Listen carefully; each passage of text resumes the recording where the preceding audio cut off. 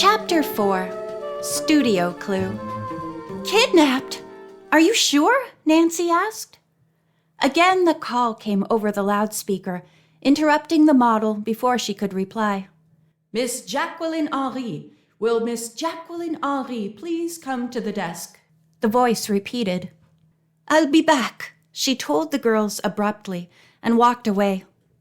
If she believes her brother was kidnapped, George said, what's she doing here? Maybe he was supposed to be here, Nancy suggested, glancing in the direction of the lobby. The hotel desk was not visible from where the girls stood, and Nancy wondered how much longer it would be before the young woman returned. Maybe she said that only to keep us from following her, George remarked after several minutes. Come on, Nancy said, leading the two cousins across the corridor. Let's see if we can find her. As they stepped into the main lobby, they were astonished by the number of people with suitcases crowding the registration area. They must have come in on a late plane, Nancy observed. Or a bus, George said, directing everyone's attention to a man in a driver's uniform. He pushed his way through the crowd, waving his hands and talking at the same time. The hubbub dissipated as the group huddled around him.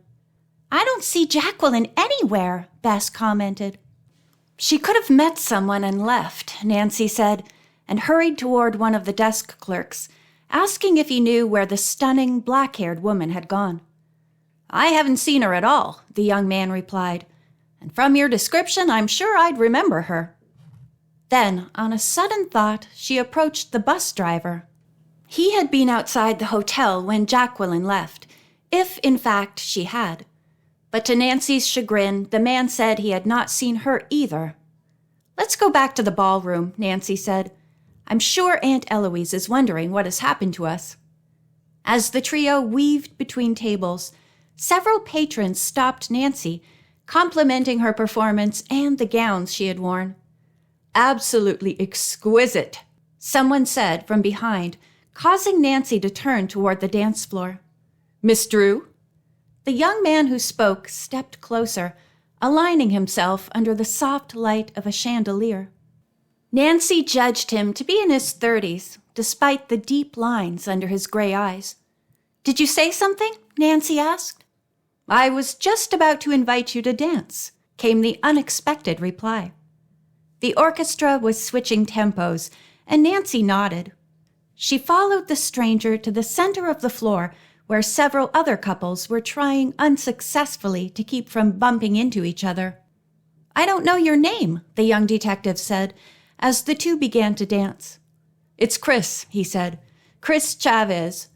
You took Jacqueline Henry's place on the program, didn't you? Mm-hmm, Nancy replied casually. Do you know her? Doesn't everyone? I guess so. Chris swirled her away from him, but held her hand firmly, drawing her back.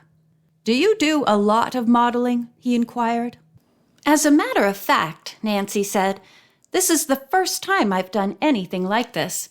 I've modeled before, but not on this scale. That's really hard to believe. You looked so professional up on that runway, Chris went on. Despite the dim light, he could see the blush in Nancy's cheeks. I hope I'm not embarrassing you, he said. Oh, no, the girl said, starting to giggle. I was just thinking how happy it would make our housekeeper if I changed careers. Her dance partner appeared bewildered. What's your current occupation? He asked, as the music finished at last. I'm a detective, Nancy said. Now it was her turn to watch for a change of expression, but to her surprise, there was none. Chris made no comment. Instead, he trailed her to the table where Bess and George sat with Aunt Eloise and Marjorie Tyson, and Nancy introduced him to her friends. Not the Chris Chavez, Marjorie grinned. The photographer? Chris nodded. And I'd like to take a picture of Nancy in that gorgeous gown she wore earlier. Well, I'm sure that can be arranged, Aunt Eloise said enthusiastically.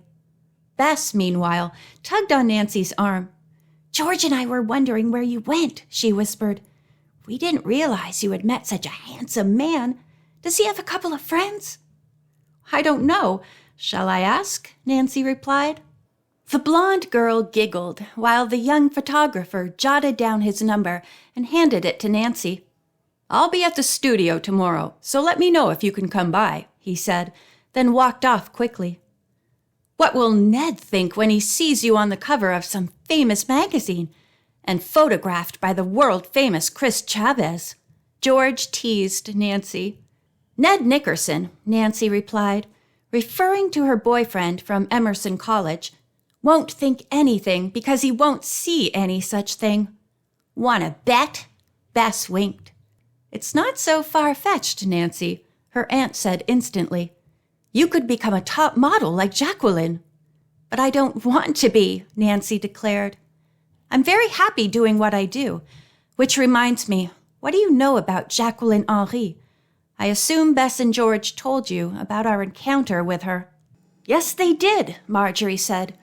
"I really don't know very much about her. You should have asked Chris." Chris, Nancy thought, irritated that she had literally let him slip through her fingers.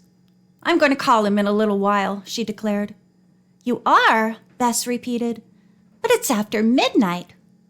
"He only left a few minutes ago, so I'll try his house in half an hour," Nancy decided. The ballroom had begun to empty as Nancy made her way down the quiet hallway to a phone booth not far from the dressing room. The overhead lights had been turned off, but the sconces on the wall were still lit. Nancy gasped as the silhouette of a man played across a distant, smoke-colored mirror. She ducked into the booth, waiting for the stranger to show himself. "Where's the security guard?" Nancy wondered, suddenly aware that the precious designer clothes had been left unprotected.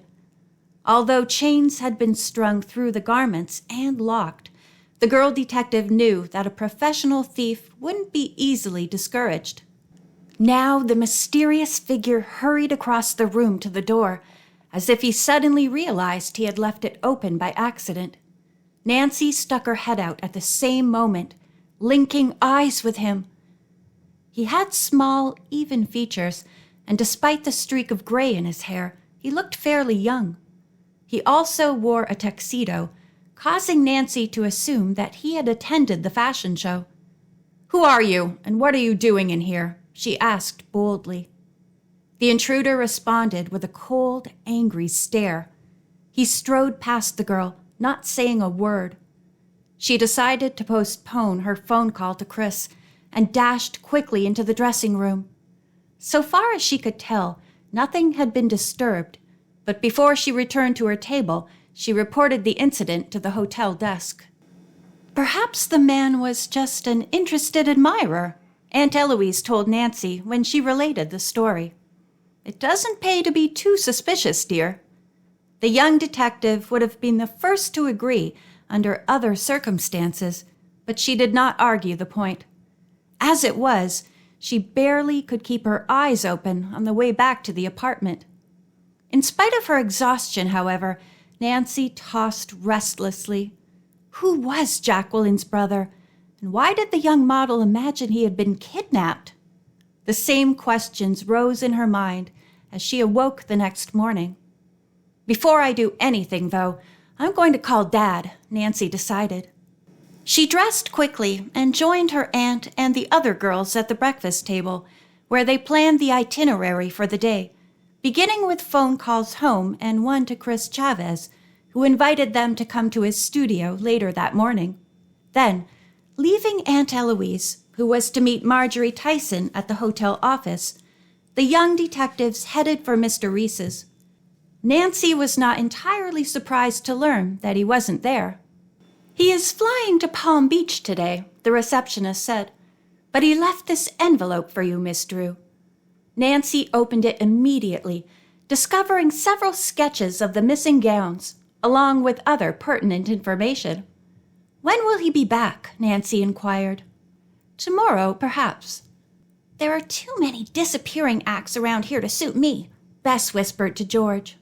"You can say that again," her cousin replied. "I think—" "Let's go," Nancy interrupted, and turned to leave. Our next stop is the studio of Chris Chavez." On the way, she studied Mr. Reese's sketches, almost memorizing them, and advised Bess and George to do the same. "If only one of these gowns turned up in my closet, I'd be thrilled," Bess said, as their taxi halted in front of a seemingly deserted store. "Is this the studio?" "Guess so," Nancy said, as they stepped out. The chill in the air had left a thin layer of frost on the window, so the visitors could not see inside. The door was open, though, and they entered. "Anybody home?" Nancy called out across the empty foyer. No one answered. At the end of the hall was another door, and an unshaded lamp shone brightly. "Somebody must be here," Bess commented, walking forward. Nancy and George followed. Suddenly, two voices rose in argument, and the hall door slammed shut. End of chapter 4.